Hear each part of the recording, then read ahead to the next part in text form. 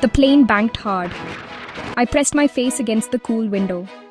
Below us, the world was a jagged masterpiece of rock and ice. This was it. The world's newest country, born from the shifting of the earth itself, a land thrust violently towards the heavens. There were no gentle slopes or rolling hills here. Only sharp, brutal peaks piercing the clouds, their snowy caps glowing in the high-altitude sun. It was like looking at the planet's very bones. The sheer scale of it was humbling. It made you feel incredibly small before you even set foot on the ground. A raw, untamed wilderness calling out to be explored. As we descended, the air inside the cabin seemed to thin. The landing was not for the faint of heart. The runway was a short, sharp scar carved into a mountainside, a testament to human determination. When the doors finally hissed open, I stepped out, and the air hit me like a physical force. It was thin, yes, but it was also utterly pure. It was cold, sharp, and clean, scrubbing my lungs with each deep breath. It smelled of wet rock, distant snow, and something ancient, something wild. There was a clarity to the light I'd never experienced, making the colors of the distant city below us seem impossibly vivid. The airport itself was simple, functional, concrete and glass. But it was the backdrop that stole your breath. The city was nestled in a deep valley, a cluster of buildings dwarfed by the colossal mountain walls that surrounded it on all sides. It was a fortress of nature. You could feel the power of the landscape in every direction you looked. The sky wasn't just a blue ceiling. It was an infinite deep dome that seemed to start right at the top of the peaks. This place didn't just have mountains, it was mountains. The air hummed with a quiet energy, a feeling of being on the edge of the world. My first moments were spent just standing there, taking it all in. The sun felt different here, warmer on the skin, but without the heavy heat of lower altitudes. The silence was profound, broken only by the whisper of the wind coming down from the high passes. It was a powerful first impression. This wasn't a place you simply visited. It was a place you felt in your gut. It was a land of extremes, of raw power and stark beauty. It was a challenge, laid out in granite and ice, and I couldn't wait to answer its call. The adventure had already begun. The city was a vibrant, chaotic symphony of life. Markets overflowed with colorful textiles, and the smell of roasting spices. People bustled through narrow streets, their faces etched with resilience and good humor. But my journey was not in the city. It was beyond it. I found my ride, an old battered Jeep that looked like it had wrestled with these mountains and won many times. The driver, a man with a wide smile and leathery skin, simply nodded, threw my pack in the back, and we were off. The engine roared to life, a promise of the raw power we would need. Leaving the city limits was like crossing a threshold into another dimension. The paved roads quickly dissolved into rugged dirt tracks that clung precariously to the sides of cliffs. The Jeep growled and complained, its tires spinning and gripping as we climbed higher and higher. With every turn, the last vestiges of urban life fell away, replaced by an ever-expanding wilderness. The air grew cooler, cleaner. The sounds of the city were replaced by the engine's roar and the crunch of gravel under our wheels. It was a jarring, thrilling transition, a physical shedding of the modern world. We bounced and lurched for hours. The journey was a test of endurance in itself. To my left, a sheer drop of hundreds of feet. To my right, a wall of rock reaching for the sky. Waterfalls cascaded down the cliffs, spraying a fine mist across the track. We drove through shallow rivers that threatened to sweep us away, the water splashing high against the windshield. The driver was a master of his craft, navigating the treacherous terrain with a calm focus that was both reassuring and awe-inspiring. He knew this land, its moods, its dangers. This Jeep ride was more than just transport. It was a rite of passage.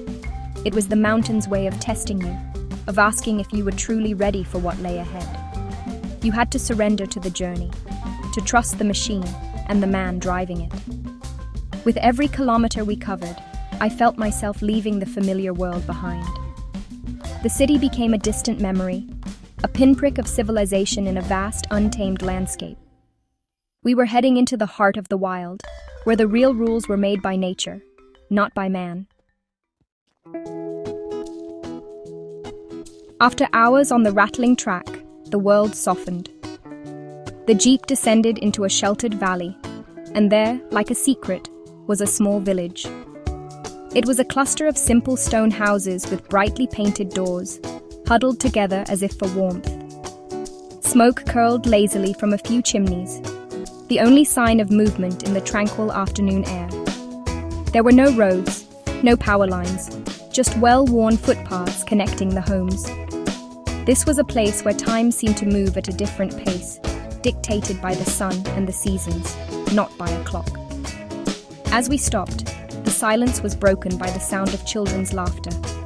They spilled out from behind a stone wall, their faces beaming with curiosity. They weren't shy. They were just openly, wonderfully interested. Dressed in handmade woolen clothes of vibrant colors, they pointed at the jeep, at my strange boots, their eyes wide with wonder. They didn't ask for anything. They just wanted to see, to be part of this new event in their quiet world. Their laughter was a pure, joyful sound that echoed off the ancient stones. It was the sound of life, simple and beautiful. The homes were built from the mountain itself. Thick stone walls provided shelter from the wind, and small, deep-set windows looked out onto breathtaking views. Small garden plots were carved into the hillside, growing hardy vegetables. I saw an old woman sitting on her doorstep, spinning yarn with a hand spindle, her fingers moving with a practiced grace that spoke of a lifetime of skill. There was a profound sense of peace here, a harmony between the people and their environment. They didn't fight the mountain, they lived with it, as part of it. This was not a life of luxury, but it was a life of richness. The air smelled of wood smoke, damp earth, and cooking bread. The only sounds were the wind, the distant bleating of goats, and the murmur of quiet conversation. It was a powerful reminder that we don't need much to be happy. These people had community, they had purpose, and they had a deep connection to the land that sustained them. It was a humbling lesson, delivered not with words, but with the quiet dignity of their everyday existence. This was the true soul of this new country. Leaving the village behind, the true ascent began. With my pack on my back, the world was reduced to the rhythm of my own 2 feet. The path was no longer a track for a jeep, but a narrow trail worn into the mountainside by generations of herders and their animals. The air thinned noticeably, with every 100 meters of elevation gained. My lungs worked harder, my legs felt heavier, but my spirit soared. The landscape transformed around me. The lush green of the lower valleys gave way to hardy scrub, then to alpine meadows dotted with resilient, tiny flowers.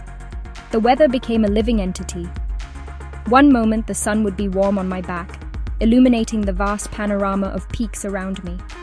The next, a cloud would sweep in from nowhere, enveloping me in a cold, damp fog that reduced visibility to a few feet. The temperature could drop 10 degrees in as many minutes. It was a constant reminder of who was in charge up here. You had to be prepared for anything. You had to respect the mountain's power and its unpredictable moods. It demanded your full attention, your full presence. The views were staggering, and they changed with every step. I would round a bend and be confronted with a new vista, a turquoise glacial lake, a hanging valley, a jagged ridge that looked like the spine of a sleeping dragon. The world opened up below me, a tapestry of rock, snow, and shadow. The scale was almost impossible to comprehend. Other mountains, which had seemed immense from the valley floor, were now small foothills far below. I felt like I was climbing the staircase of the gods, ascending to a realm where only the hardiest of creatures could survive. The physical challenge was immense. My muscles ached. The thin air made every breath a conscious effort. But there is a magic that happens when you push your body to its limits in a place like this. A mental clarity emerges. The worries and complexities of the modern world fall away, replaced by simple, immediate needs. The next footstep, the next breath, a sip of water. It's a purifying process. You are stripped down to your essential self. And with every upward step, I felt not weaker, but stronger, more alive, and more connected to the wild heart of the planet. It was on the second day of the trek that I met Kyle. He wasn't an official guide in the way most people would understand. He was a man of the mountains, born and raised in the high valleys. I found him resting by a stream, carving a piece of wood with a small, sharp knife. He had a face that looked like it was carved from the same rock as the peaks around us, weathered by sun and wind, but his eyes were bright and kind. He wasn't surprised to see me. He simply nodded and gestured for me to sit, as if he'd been expecting me. We sat in comfortable silence for a while, just listening to the gurgle of the stream and the whisper of the wind. Finally, I asked him about the country, this new land. He smiled a slow, thoughtful smile. "This land is not new," he said, his voice a low rumble. "It is old. Older than all of us. It was just sleeping. The world had forgotten it was here, under the old ground. Now it has woken up. It has stood up to remind us what is real." His words were simple, but they carried the weight of profound truth. I asked him what he meant by real.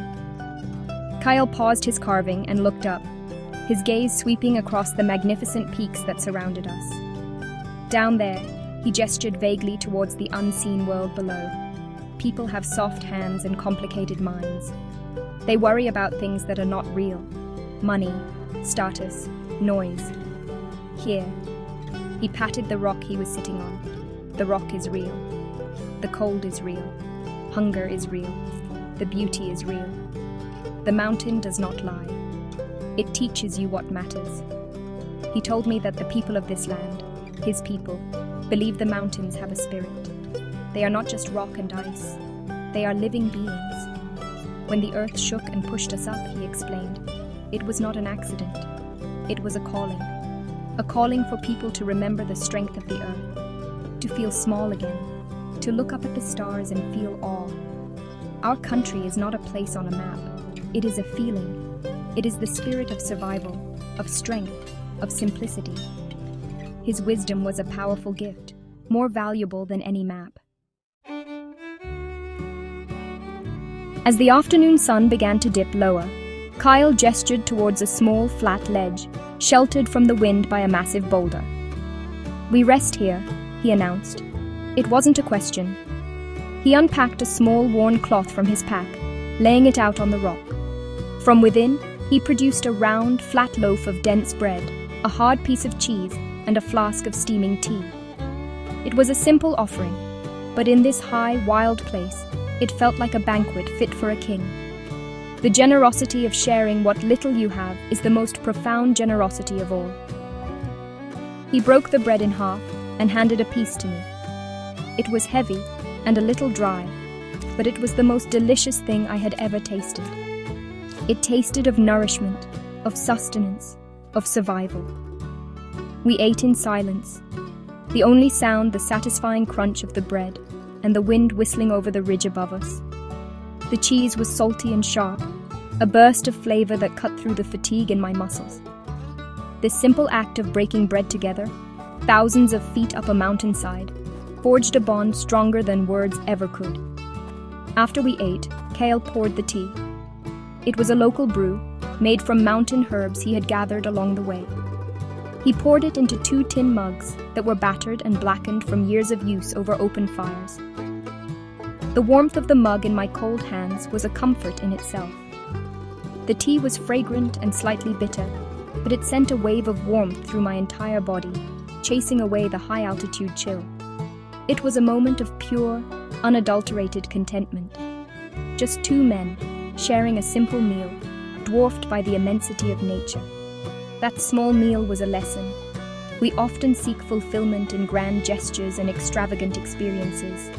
We think more is better, but sitting there, on that rocky ledge, I realized that the most memorable moments are often the simplest.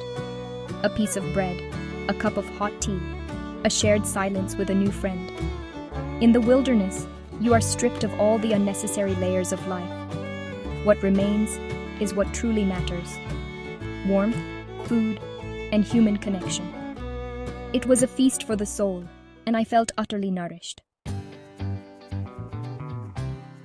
As our simple meal concluded, Kale pointed towards the western ridge. "The sky will put on a show for us now," he said. And he was right. The sun began its slow descent, and the world transformed into a masterpiece of light and shadow. The sharp, grey peaks were suddenly painted in hues of gold, orange, and fiery red. The light caught the edges of the ridges, making them glow as if lit from within. The valleys below, already deep in shadow, became pools of dark, mysterious purple. It was the most spectacular sunset I have ever witnessed. The colors changed with every passing minute. The fiery red softened to pinks and lavenders, casting a gentle, ethereal glow over the entire landscape. The snow on the highest peaks turned a soft, rosy color, like a final, gentle blush before the day ended. A profound silence fell over the mountains, as if the world itself was holding its breath in awe. There was no sound but the faint sigh of the wind. I felt a sense of peace so deep it was almost overwhelming. It was a moment of pure, perfect beauty, a gift from the wilderness. And then, as the last sliver of light vanished, the second act of the show began. The sky, now a deep, velvety indigo, began to prickle with light. First 1 or 2 stars, then dozens, then hundreds, until the entire celestial dome was ablaze with 1,000,000 points of diamond-like light. With no city lights to pollute the view, the stars were brighter and clearer than I had ever seen them. The Milky Way was a thick, shimmering river of light, stretching from one horizon to the other. It was so close, so tangible, I felt like I could reach out and touch it. Lying on my back, wrapped in my sleeping bag, I stared up at the cosmic spectacle. Shooting stars streaked across the abyss, silent and fleeting. The sheer, mind-boggling scale of the universe was laid bare above me. It was a deeply humbling experience. All my struggles, my triumphs, my very existence felt so small and insignificant in the face of such vastness. And yet, I did not feel small in a negative way. I felt connected to it all, a tiny but integral part of this magnificent, sprawling cosmos. The mountain had given me the sky. The days that followed were a blur of physical effort and spiritual awakening. Every step was a challenge, but every summit gained was a reward beyond measure. Standing on a windswept ridge, looking out over a sea of peaks stretching to the horizon, I felt a profound shift within myself. The person who had arrived on that plain was not the same person standing here now. The mountains have a way of grinding you down, of stripping away your ego and your pride, leaving only the raw, essential core of who you are. And in that process, they rebuild you, stronger and more resilient. I felt incredibly small, not in a way that diminished me, but in a way that liberated me. Standing in the presence of such ancient, colossal power, my own worries and ambitions seemed trivial. The pressures of my everyday life, the deadlines, the expectations, they all melted away in the face of the mountain's immense, silent indifference. It didn't care about my successes or my failures. It simply was. And in its presence, I could simply be. It was a profound relief to let go of the need to be important, and to simply be a part of something so much bigger than myself. This feeling of smallness brought with it an incredible sense of peace. My mind, usually a whirlwind of thoughts and plans, grew quiet. The constant internal chatter ceased. There was only the present moment. The feeling of the wind on my face, the ache in my legs, the breathtaking view before me. It was a form of meditation, not practiced on a cushion in a quiet room, but lived and breathed on the side of a mountain. I found a stillness inside myself that I never knew existed, a quiet center in the storm of life. This journey changed my perspective on everything. It reminded me that the greatest challenges often yield the greatest rewards. It taught me that strength is not just about physical power, but about resilience, humility, and the ability to endure. The mountain had tested me, pushed me, and ultimately healed me. It had scoured me clean, leaving me with a renewed sense of purpose and a deeper understanding of my own place in the world. I was just one small part of a magnificent whole, and that was more than enough. As the time came to descend, to leave the high peaks behind, and return to the world of noise and haste, I carried a new understanding with me. True adventure, the kind that changes you from the inside out, is rarely found in five-star hotels or luxury resorts. It's not about comfort or indulgence. It's found in the rough, uncomfortable, and beautifully real places. It's found in the grit, the struggle, and the raw, unfiltered experience of connecting with the natural world on its own terms. This country, with its simple villages and immense peaks, was the epitome of that truth. The greatest luxuries are not material things. They are a lungful of pure, cold mountain air. They are a drink of water straight from a glacial stream. They are the warmth of a fire after a long day's trek. They are the shared smile of a stranger who offers you a piece of their bread. This journey was devoid of conventional comforts, but it was filled with these true treasures. It was rich in a way that money can never buy. It was a reminder that the best things in life are not things at all. Some places are extraordinary, not because they are polished and perfect, but because they are real. This new country was not trying to be anything other than what it was: a raw, powerful, and breathtakingly beautiful piece of the planet. Its value was in its authenticity. It didn't need fancy restaurants or tourist traps. Its attraction was the challenge it presented, the peace it offered, and the profound connection to nature it demanded. It was a place that rewarded effort with unparalleled beauty and struggle with inner peace. In the end, this journey was not about conquering a mountain. You can never conquer a mountain. You can only be its guest for a short while. This journey was about discovering something within myself. It was about finding a strength I didn't know I had and a peace I desperately needed.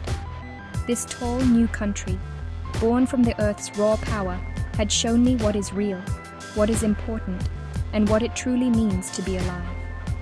And that is a treasure I will carry with me forever. The wild is the ultimate teacher.